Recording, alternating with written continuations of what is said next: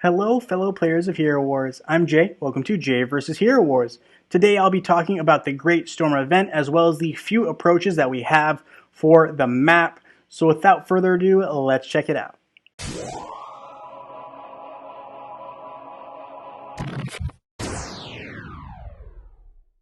Alright guys, so here we are in the game, Great Storm popping up for us. Of course, because it is the Great Storm event, right? It's live.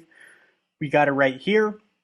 Commanding the forces of nature, the evil leader of the Chaos Hordes has summoned the Great Storm that leaves nothing in its wake.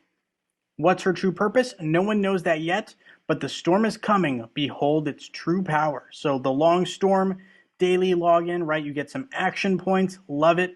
Lord of the Storm, VIP required, which means you have to have spent money in game up to VIP level 7. Vanquisher of Chaos, purchasing emeralds. There is an avatar and frame. I have the storm frame. Nature's Might, spending those emeralds. Continuous battles, capturing spots in the map, which we'll go over shortly. There is an avatar here as well. Storm and Stress, spending energy in campaign, 15,000 to complete. Using pet summoning a total of 80 times.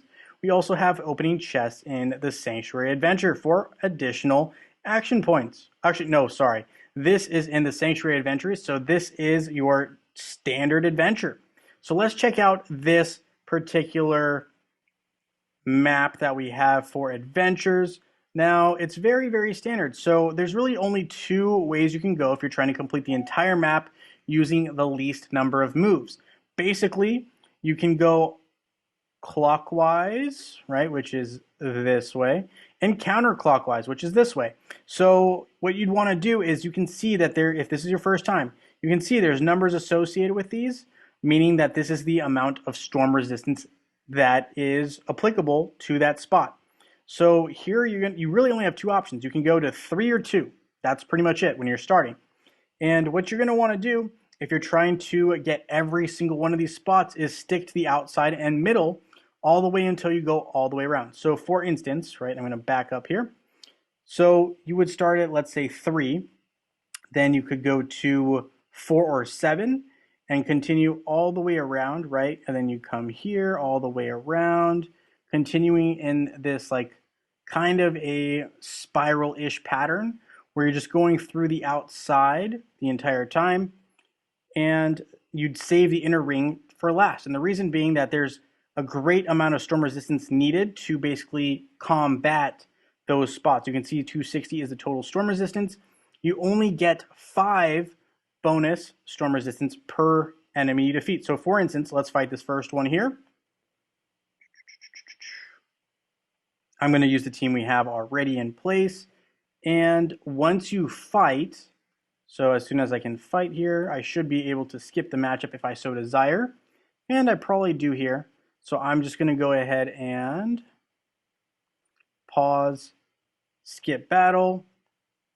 And if we win, which I think we will, right, we get 5 storm resistance as well as a random number of storm coins. So there we go. And we're going to have some dialogue, which we're going to skip over.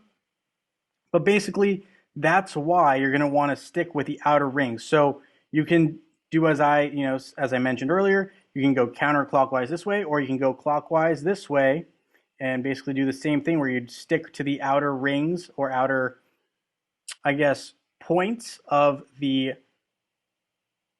shape that we have here, and then you'd save the inner ring for last. And again, that's just because of the amount of storm damage that's done. So these numbers here indicate the higher the number, the more damage you're taking as you go along through this journey. Another approach can be to simply take the middle path. And when I say middle, you're kind of going on the outer half, but you're really just kind of shopping the middle to see where the indicators say that there is a chest nearby. Because anytime there's a chest nearby, that means that there's going to be a lot more coins available, storm coins, right? So 4,000 to 6,000 per each chest. And with that, those are really the only two approaches you can take. You can take the chest seeking approach or the try to complete everything approach. Really, those are the two main options you have in terms of options for paths. So With that being said, guys, thank you so much for watching this video.